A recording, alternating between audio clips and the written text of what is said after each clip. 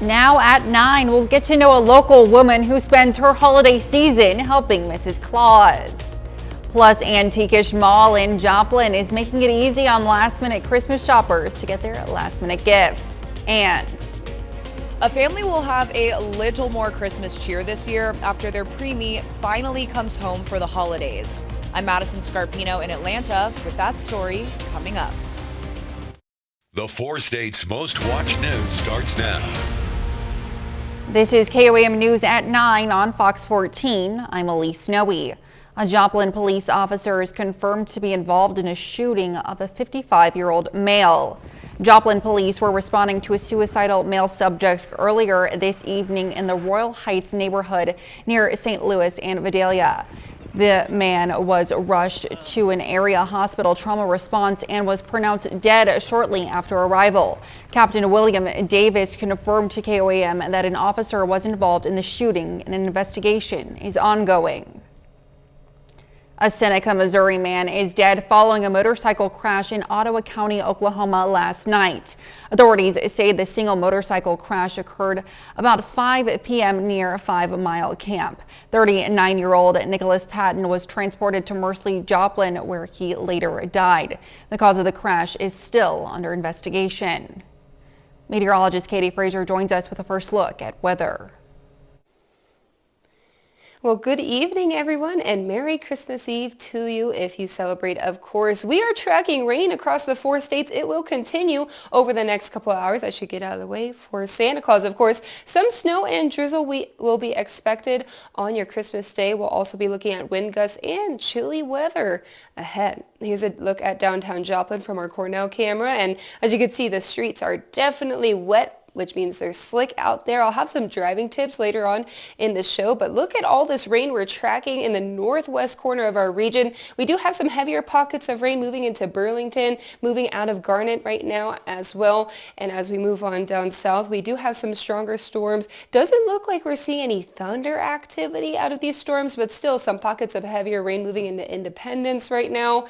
As we move on over to the Joplin area, you could see light rain right now, but it does look like a pocket of heavy rain will be moving into your area as well. Then folks up in the northeast corner of our region, just light rain for now, but we are, as you can see, very wet across the region, and these rain chances aren't going to drop down until overnight tonight. Tomorrow should be a bit drier, but of course I'll track out everything, what the impacts will be on your Christmas day for you coming up in just a few minutes. All right, thanks, Katie. Well, today is, of course, Christmas Eve, and Santa has already left the North Pole to deliver gifts to children around the world. The QR code on your screen will take you to our Santa tracker courtesy of NORAD, as well as our interactive Santa Village. Right now, it features a variety of games, with a new one unlocking every day leading up until Christmas Day. You can also access the village and a tracker on our website, KOAMnewsnow.com. We all know that Santa has his helpers all across the world, but did you know that Mrs. Claus has some helpers too? And one of them is right here in the 4 states. In this Christmas edition of Talk of the Town, we're introducing you to Kelly Redden, an active member in the Joplin community and at the Joplin History and Mineral Museum. But what makes Kelly the talk of the town is the transformation she undergoes during the holiday season. KOAM's Anthony Saviello has her story. I've always liked Christmas, but this is just such a way for me to give back, because I've been so blessed my whole life, and I just think this is a great way to give back to others. White gloves and a red coat is the outfit donned by Mrs. Kelly Redden as she embraces the persona of one of Christmas's most iconic characters. Well, when I was 16, I decided I wanted to be Mrs. Claus, but I knew I was going to have to wait a while. So when I turned 60, I said, I think it's time. And why? Well, because so many kids are scared of Santa. You can't see most of his face, and he's kind of big and over the top. And no one is scared of Mrs. Claus. It's like your grandma. Though the clothes may change, their persona stays the same. I just have fun, and I'm a nice Nana Claus, but at the same time there's that little bit of ornery. So like I was doing some work with the Park and Recs, and so we have the mailboxes where you live, and so I'm like taking the key and going, like I'm sneaking into the mailbox kind of thing. So there's a little bit of honoring us. And what better place to see the joy that Mrs. Claus brings than in a classroom, reading a book just like Grandma would. The night before Christmas. Oh, good. And all through the house. And making each child feel very special. They've said, oh, it must be fun. And I said, it's such a joy-filled experience. I could do it all year, except that wouldn't be appropriate all year. But I have so much fun, and the kids are so much fun. Santa isn't the only one that brings kids toys, and arguably, Mrs. Claus is a little bit better to have your picture taken with. And she asked me, what is your favorite Christmas song? And I told her it was Silent Night, and she said hers was Noel, and she wanted to know if I would listen to her sing, and I said, absolutely, will you sing for me? And then, so she sang, and then I sang with her, and then we just had a wonderful time, and her mom was just almost in tears, because I guess no one ever said to her, yes, will you sing sing for me, and just listen to her, really listened. So while Santa may get a lot of attention, it's Mrs. Claus who is the talk of the town. For more information about Kelly, you can go to our website, KOAMnewsnow.com. And while you're there, you can submit someone you think would fit our Talk of the Town series. Just go to the Community tab and fill out the form under the Talk of the Town tab. Tomorrow is Christmas, and some four-staters spent their day at last-minute Christmas gift shopping.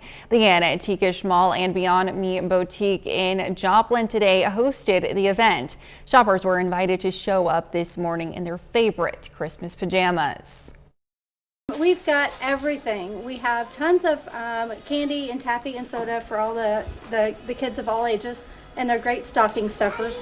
We have a couple boutiques for the women. We have collectibles, glassware, furniture, anything antique, primitive, vintage, and in between. We had to do something fun because it was the last day, and some of my staff really wanted to wear their Christmas pajamas, so we just went with it for today. The event also had a showing of how the Grinch stole Christmas for shoppers to enjoy. Later, the Biden administration is promising to amp up their campaigning. We'll take a look at their 2024 plans. Just in time for the holidays, a North Carolina family will have a little more Christmas cheer after their preemie finally comes home for the holidays. At 17 months, it's not his first Christmas, but it's their first together at home after he spent months in the NICU. Fox News correspondent Madison Scarpino has more on the Christmas miracle. Philip Gaines finally went home last week after spending 17 months in UNC Health's neonatal ICU. Now that's the longest stay ever by a premature baby there. Philip's mom, Georgiana, says although he spent his entire life in the hospital, he's doing great and they can't wait to spend the holidays at home. The fact that we are coming home at Christmas and we've almost found our light is just incredible. And then just being surrounded by family and like the comfort of home. We've just become so grateful for the little things like, letting him look at the ornaments on the tree or, rolling around in his Christmas jammies. Philip had a whole celebration for his discharge from UNC Children's. The Gaines are from the city of Dunn, and people line the streets to welcome him home. Philip has chronic lung disease, and from being sedated to paralyzed, Georgiana tells us those 17 months in the NICU were extremely difficult for the family. But they always had hope. Georgiana says Philip is a full-blown toddler. He's been playing and laughing at home this past week, doing good with pediatrician appointments, and Georgiana credits the doctors and nurses who took care of Philip. He defied so many odds, and then over the course of the last few months, as we were getting ready for him to go home, it's just been so exciting. And before Christmas, that was really what we all wanted for them, was to have that time with him at home. Georgiana says that while Philip is ventilator and oxygen dependent right now, his prognosis is hopeful. In Atlanta, Madison Scarpino, Fox News. Katie is next with a complete look at the forecast. And later, we'll take a look into what's happened in the business world throughout 2023.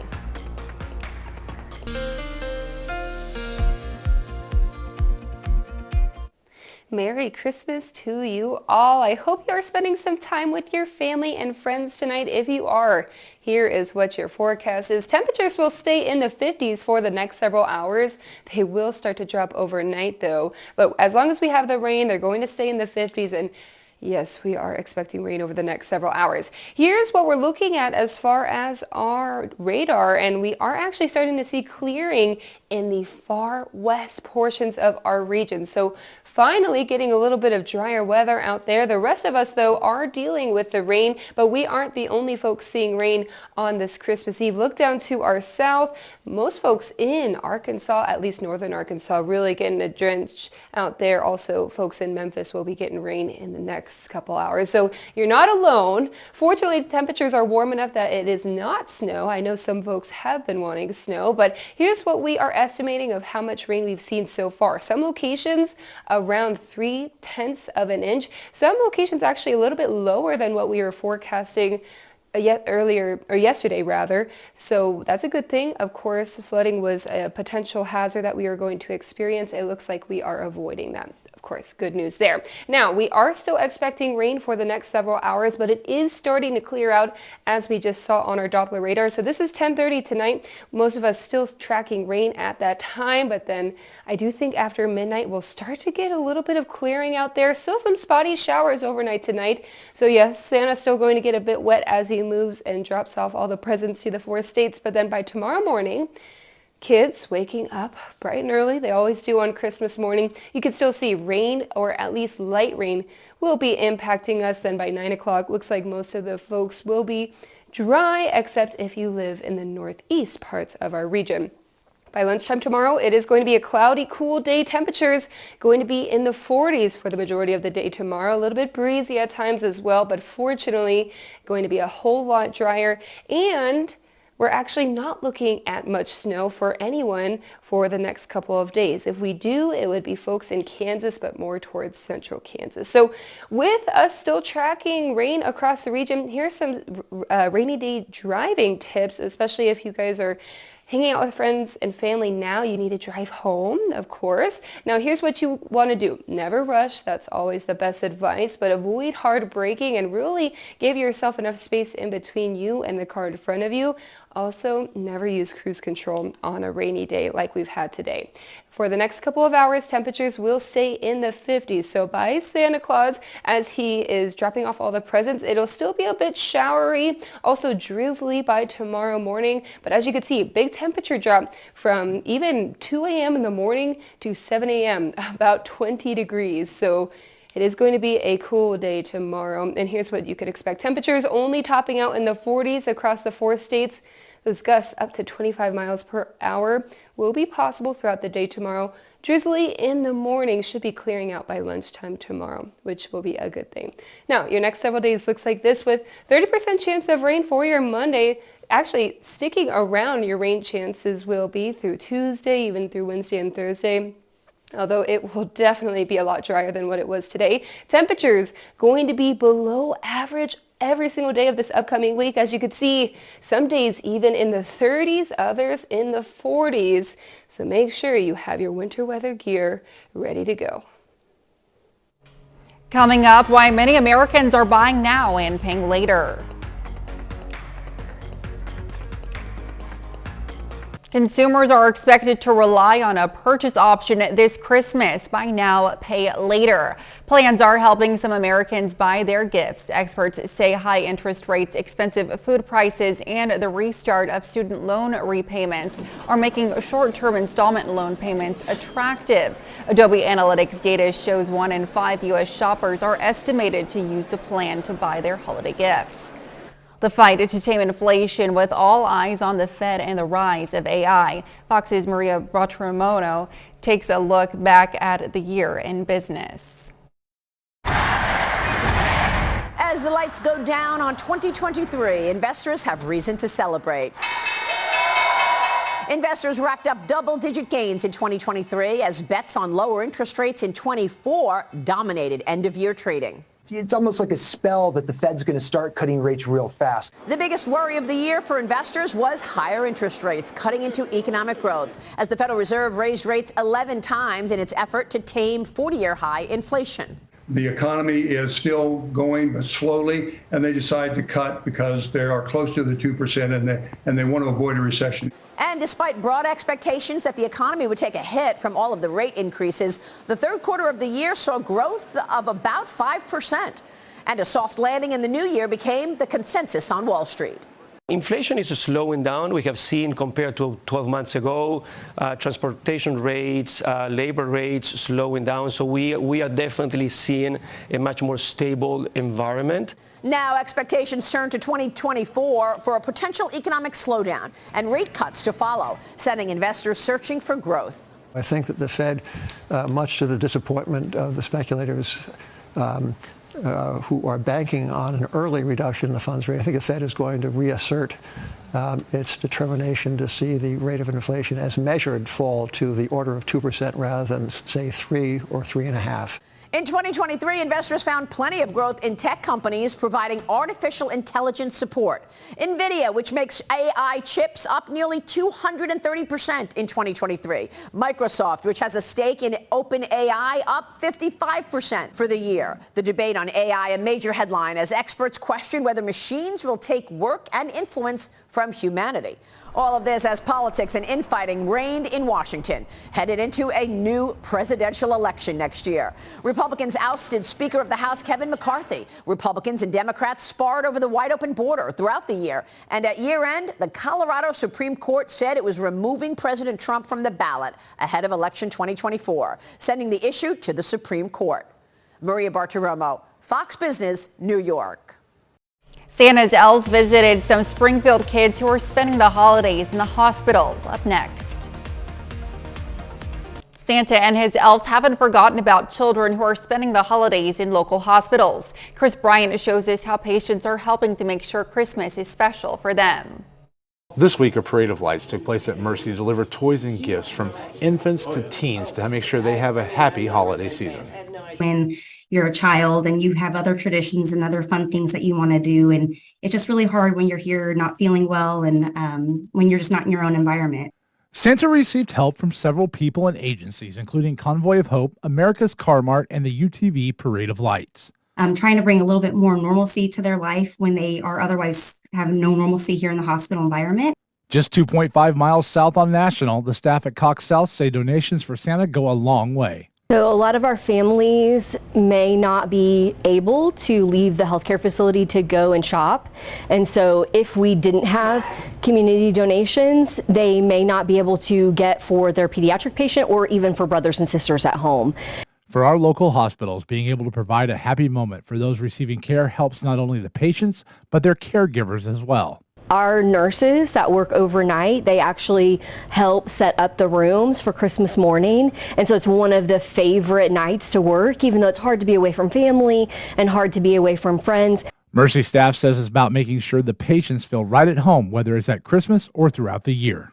While this is a busy time of year for us that we do receive donations, these donations tend to keep us throughout the whole year because we do have patients that come year round and we want to make sure that they have those types of things that can brighten their day, whether it be just for normalcy or whether it be because they're celebrating a holiday or they're celebrating their birthday here.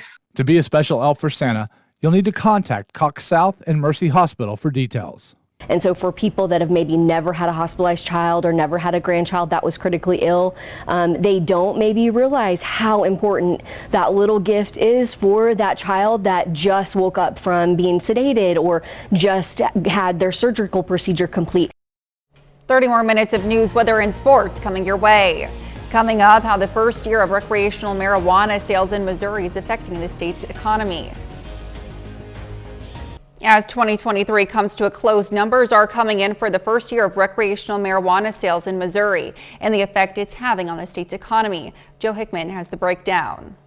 It is a very robust industry. And even though recreational marijuana sales in Missouri didn't enter the mix until February, it's estimated that total sales of medical and adult use pot for 2023 will exceed $1.3 billion, averaging more than $4 million per day, and surpassing the 3 other states that made cannabis legal this year including New York. The new industry now employs almost 19,000 people in Missouri and generated $100 million in taxes for the state.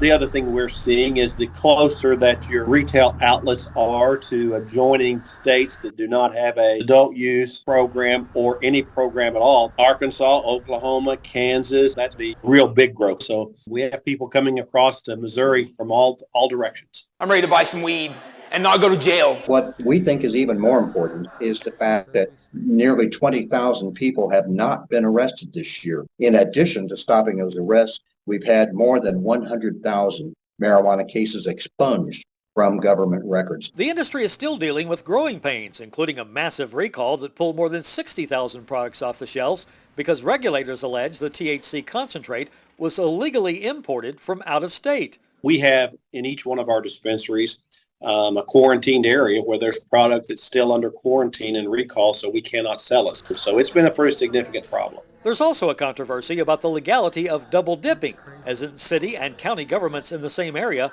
both charging marijuana sales taxes. That issue is in 2 circuit courts in Missouri right now. And there's another legal battle looming over regulations limiting the packaging of marijuana products so that children don't mistake them for candy.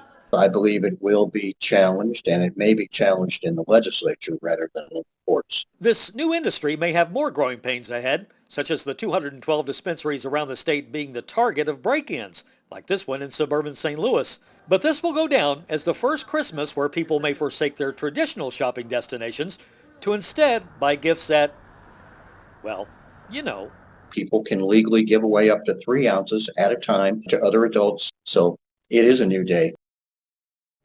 Jill Biden visited Fort Campbell in Kentucky yesterday to celebrate the holidays and visit families affected by the devastating tornadoes and other severe weather that hit near the Army base earlier this month. The Biden administration pledges to step up campaigning amid dismal poll numbers this Christmas and also pay some attention to the border. Fox News correspondent Alexandria Hoff reports from Washington. The Biden-Harris campaign is promising more visibility to come in the new year and a more aggressive messaging campaign. Well, it's already started. Like this release that came out, it's titled "Inside the MAGA Plan to Attack Birth Control, Surveil Women, and Ban the Abortion Pill." The Biden team says that the campaign as a whole is going to hit full steam by early summer and that concerns over the president's age or performance will be countered by more direct engagement. That's sort of our secret sauce. President Biden is extremely good and is an excellent retail politician, and so we're excited to get both him and the vice president out to all of our states. There's also a push to connect more with Black and Hispanic voters. Wednesday, the president touted Bidenomics in Milwaukee with a focus on minority-owned businesses. This is a fundamental break from trickle-down economics. Economics that's supercharged, was supercharged by my predecessor, the guy who thinks we're polluting the blood of Americans these days. That was said the same day this graphic was put out by the campaign, linking statements that Trump has made about immigration to Hitler. But immigration and the border have become political problems for the president. Top White House officials are being sent in the coming days to Mexico for discussions on that. And this is all happening as the Supreme Court handed down a win to President Biden's leading opponent. Yesterday, the decision was made not to fast-track a claim by former President Trump that he's immune from charges of plotting to overthrow the 2020 election. That now goes back to federal appeals court, which could delay the eventual trial. President Biden weighed in earlier today.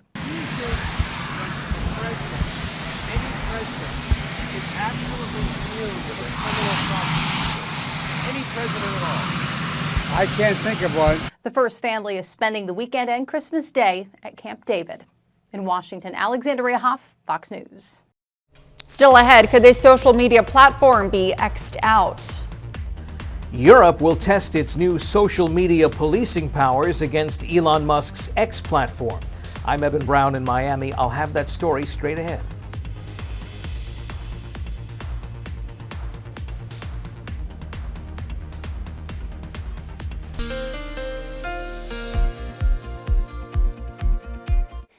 Merry Christmas to you all. Santa is finally coming, and I just heard that he is apparently in the United States. So he's already making his way across our country, delivering a ton of presents. Hopefully you have your milk and cookies ready for him because He is sure going to be hungry by the time he gets to your house. Now, over the next couple of hours, temperatures will still be in the 50s, but overnight they will drop down to the upper 30s and low 40s. So it is going to be a chilly Christmas morning for folks across the 4 states. Here's what we're looking at right now across our region rain-wise. Most of us still seeing rain at this moment, but we are starting to see some clearing in our western counties. So once this rain gets out of here, you should be quite dry for at least a little bit. There is still a chance for some spotty showers after we clear out of this huge mass of rain. It is pushing off to the east, as you can see, and we aren't the only folks seeing rain, but I'm sure some of us wanted it to be a little bit drier versus being such a dreary and wet day across the 4 states. Here's what we're looking at over the next couple of hours. By 10:30 tonight, still rain across most of the region. Temperatures still in the 50s, but once that rain clears out, we'll have some spotty showers behind with temperatures dropping by tomorrow morning. Look at this, anywhere from the upper 30s, low 40s across the region early tomorrow morning with those spotty showers expected. And if you see some rain tomorrow, it will be light, drizzly rain, not as heavy as what we've seen off and on today.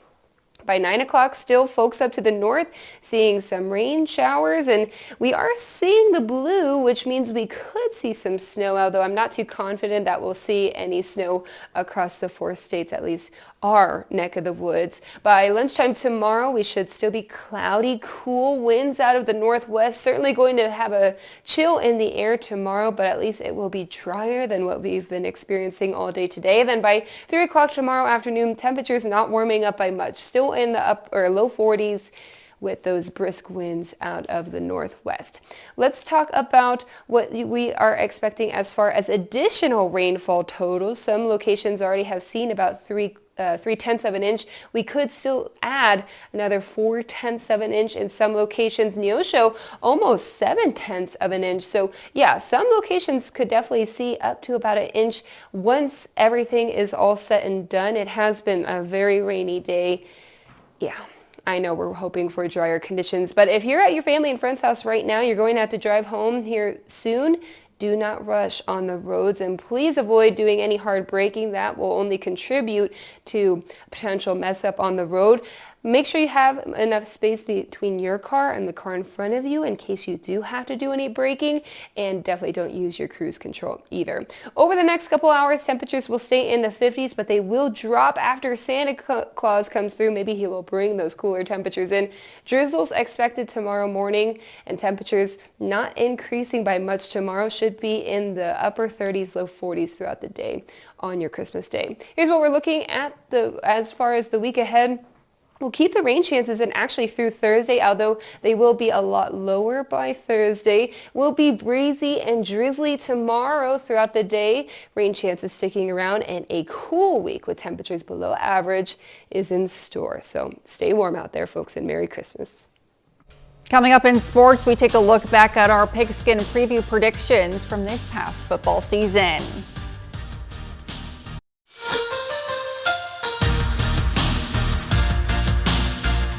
Every year, the sports team at KOAM releases our annual Pigskin Preview, highlighting all of our local high school football teams in the 4 states area. Now, in that preview, there's a place where we predict each team's record. Sometimes we get it right, other times we get it wrong. In some cases, we get them really wrong.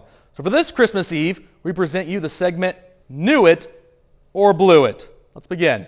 Where we knew it. We hit the Lamar Tigers right on the nose. We had Lamar going 8-1 in the regular season, and that's exactly what happened. Lamar lost their only game this season in mid-September to the Seneca Indians, and then after that, the Tigers ran the table for the remainder of the season. The Tigers went on to win the Class II state title game, and that includes Jared Beshore's second state title as Lamar head coach. Where we blew it. This one deserves to be in the top of the list. We really blew it with the Wyandotte Bears this year. We had them going 3-7 in the Pigskin Preview. Former Carl Junction head coach Doug Buckmaster comes over to lead the Bears, and he got them off to a 7-0 start before the season ultimately ended up with a 10-3 record. This is a team that had a 2-8 record the year before in 2022, so this was easily the biggest turnaround this season that we saw in the 4 states. Where we knew it. Well, sometimes college is much harder to predict than high school, and we hit the nail on the head with the Missouri Southern Lions. We had them finishing with a 5-6 record, and that's exactly the record they finished with. At times, the season didn't look pretty for Missouri Southern, and they picked up that 5th win of the season in the very last game of the year for a double overtime win over the Missouri Western Griffins. This season was Southern's best record since 2014.